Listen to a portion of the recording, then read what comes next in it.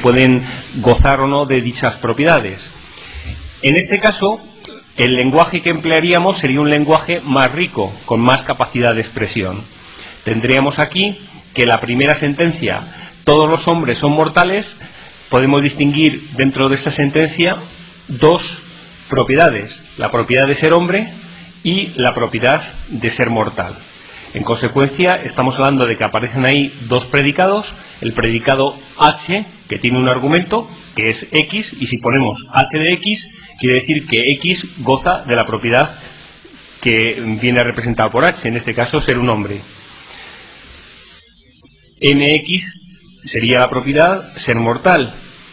Luego, la primera de las sentencias que ahí aparece, todos los hombres son mortales, se podría representar diciendo del siguiente modo, de manera intuitiva: para todo X, si X es un hombre, entonces X es mortal. Para todo X, H de X implica M de X. La siguiente sentencia lo que afirma es que un objeto concreto satisface esa propiedad. En este caso nos estamos refiriendo a Sócrates. Sócrates es un hombre, H, Sócrates. En consecuencia, Sócrates es mortal, mortal Sócrates. Esto ya sí se parece algo más a un tipo de razonamiento que nosotros podríamos recoger en el seno de un texto de lógica como un razonamiento correcto en el ámbito de una lógica con más capacidad de expresión que la de proposiciones, que es la lógica de predicados. Entonces, como comentaba hace un momento, dependiendo de la capacidad de expresión del lenguaje que estamos comentando, tenemos más o menos propiedades lógicas. La lógica de proposiciones, por ejemplo, tiene muy poca capacidad de expresión, pero sin embargo tiene un montón de propiedades lógicas, como ahora veremos. Cuanto aumentamos la capacidad de expresión del lenguaje, es decir, incluimos la posibilidad de manejar variables, cuantificadores, resulta que las propiedades lógicas, las propiedades de la lógica de ese lenguaje disminuyen considerablemente. De este modo, al hablar de lógica proposicional, en lógica proposicional tenemos únicamente, como ahora veremos, variables y conectivos lógicos. El tipo de deducciones o de razonamientos que cabe reconocer como válidos en este contexto es: si yo sé que una sentencia, por ejemplo, A es verdadera, o representada por A es verdadera, automáticamente puedo afirmar que la sentencia no A es verdadera. Esta sería la lógica, digamos, con más propiedades, pero con menos capacidad de expresión. Por encima de ella, bueno, pues está la lógica aristotélica.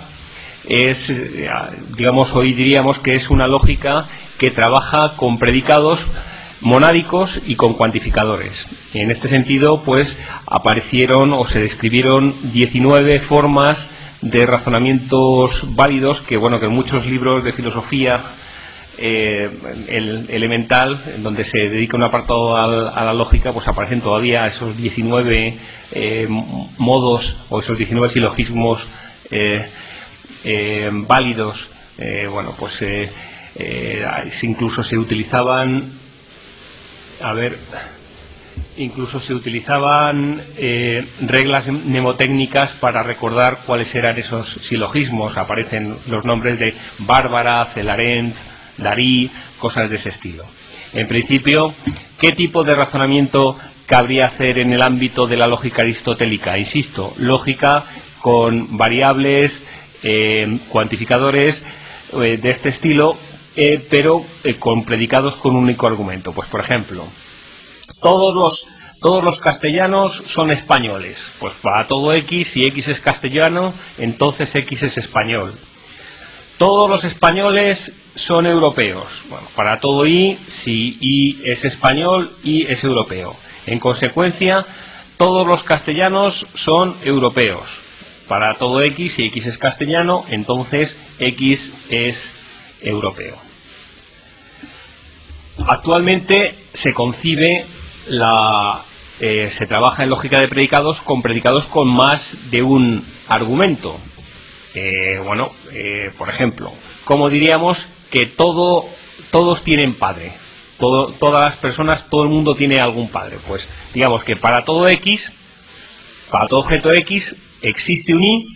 En el ámbito o en el universo de las personas sería para todo X existe un Y tal que P de XY. Estaremos diciendo todo humano X, para todo humano X hay un humano Y tal que Y es el padre de X. ¿De acuerdo?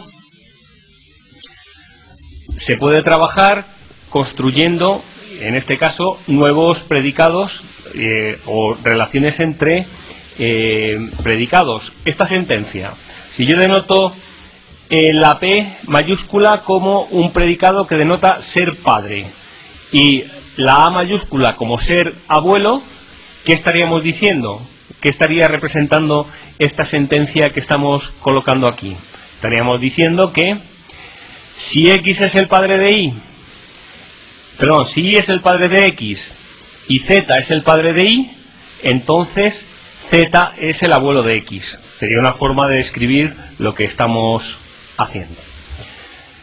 Así, trabajando con predicados de 1 o 2, los argumentos que sean, podemos obtener, digamos, una descripción simbólica del mundo que nos rodea o de alguna parte concreta de ese mundo que nos rodea y trabajar con ella utilizando argumentaciones correctas que vendrán determinadas por su forma lógica. Insisto en que los predicados, propiedades, un predicado no es otra cosa que una propiedad, puede tener 1, 2 o más argumentos. ¿Se le ocurre a alguien un predicado que tenga 3 argumentos? Un ejemplo de predicado corriente con el que estemos trabajando habitualmente o que forme parte del lenguaje habitual.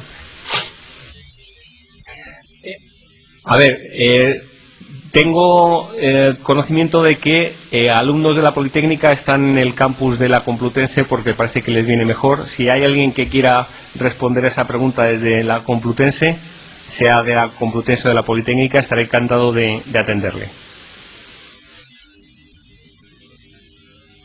¿Sí?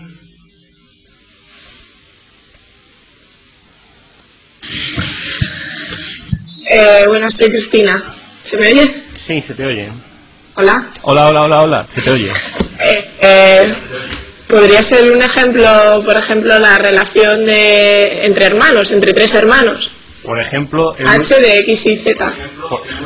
Es un ejemplo perfecto, muy bien. ¿Eres de la Complutense o de la Politécnica, Cristina? De la Politécnica. Gracias. Como ha comentado Cristina, evidentemente un predicado que serviría para representar una propiedad que afecta a 3 objetos sería pues ser hermanos, que es el que ha comentado. X y Z son hermanos. Por ejemplo, y además el ejemplo de la propiedad de ser hermanos nos valdría para muchos más.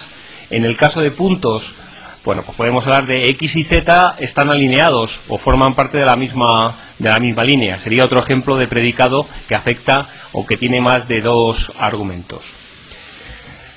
Vamos a ver entonces los 2 grandes apartados que cabe distinguir en el estudio de la lógica: lo que se entiende por sintaxis y lo que se entiende por semántica. Nosotros, para representar el mundo real, utilizamos, o para hablar de ese mundo real, utilizamos un lenguaje, ¿de acuerdo? Y ese lenguaje está compuesto por una serie de símbolos que, combinados de cierta manera, a nosotros nos permite representar, pues eso, objetos del mundo real, propiedades de los objetos del mundo real. Y luego, por otra parte, está otro gran apartado que es la semántica. La semántica tiene que ver con el significado que atribuimos a los símbolos o a las cadenas de símbolos que empleamos para representar ese mundo real. Si nos ponemos o nos centramos en primer lugar en el concepto sintaxis, vamos a hablar de qué se entiende por un lenguaje formal. Y un lenguaje formal no es más que un conjunto de fórmulas.